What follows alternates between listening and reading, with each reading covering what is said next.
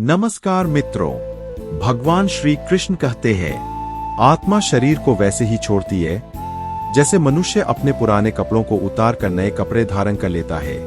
व्यक्ति का सुख दुख मान अपमान लाभ हानि का एहसास करना मन की शरारत है।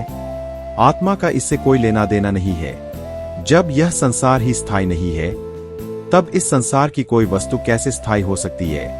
मैं इस संसार के सभी जीवों में विद्यमान हूँ। मैं चींटी में भी हूँ और हाथी में भी।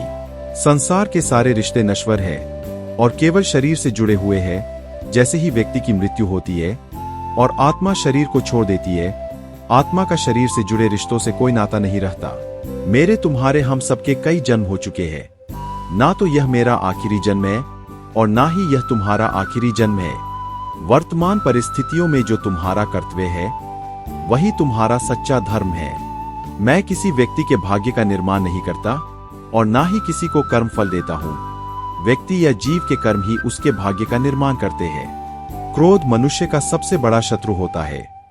क्रोध के कारण मनुष्य की सोचने समझने की शक्ति नष्ट हो जाती है और उस व्यक्ति के पतन में ज्यादा समय नहीं लगता है।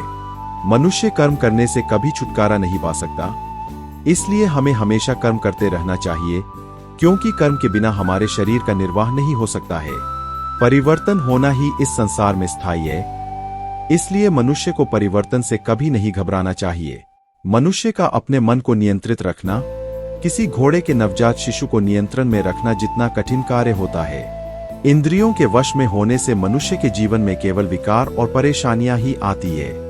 मनुष्य के जीवन में सुख दुख का आना जाना सर्दी और गर्मी के आने जाने के समान है, इसलिए हमें इन्हें सहन करना। निर्बलता ईश्वर देता है, लेकिन मर्यादा मनुष्य का मन स्वयं निर्माण करता है। जीवन में मनुष्य को अपनी वाणी को संयम में रखना चाहिए, क्योंकि वाणी से दिए हुए घाव कभी भी भरे नहीं जा सकते। मनुष्य अपने जीवन में उनके लिए शोक करता है जो इसके योग्य नहीं है। बुद्धिमान व्यक्ति किसी जीवित या मृत के लिए शोक नहीं करता है। मैं हमेशा तुम्हारे साथ और तुम्हारे आसपास ही रहता हूँ, चाहे तुम कुछ भी कर रहे हो। जो हुआ अच्छा हुआ और जो होगा अच्छा ही होगा। स्वयं को मुझ पर छोड़ दो, केवल अपने कर्म पर ध्यान दो। कर्म ऐसा करो जो स्वार्थ रहित और पाप रहित हो। मनुष्य को जीवन में समय चाहे जैसा भी हो अपने परिवार के साथ रहना चाहिए। परिवार पर यदि सुख आता है तो वह बढ़ जाता है और यदि दुख आता है तो वह बच जाता है। मनुष्य को अपने कर्तव्य के पथ से कभी नहीं हटना चाहिए। यह मूर्खता है, क्योंकि इससे न तो तुम्हें स्वर्ग की प्राप्ति होगी और ना ही तुम्हारी कीर्ति बढ़ेगी। भगवान श्री कृष्ण कहते हैं कि सत्संग अर्थात अच्छे लोगों का साथ ईश्वर की कृपा से मिलता है, परंतु कुसंगति में पड़ना मनुष्य के अपने ही हाथों में होता है। वह मनुष्य जो सभी इच्छाओं को त्याग देता है, मैं और मेरा की लालसा और भावना से मुक्त हो जाता है, उसे शांति प्राप्त हो जाती है। भगवान श्री कृष्ण कहते हैं, अगर तुम्हें किसी ने दुख दिया है तो इसका बुरा मत मानना, क्योंकि लोग उसी पेड़ पर पत्थर मारते हैं जिस पेड़ पर ज्यादा मीठे फल होते हैं।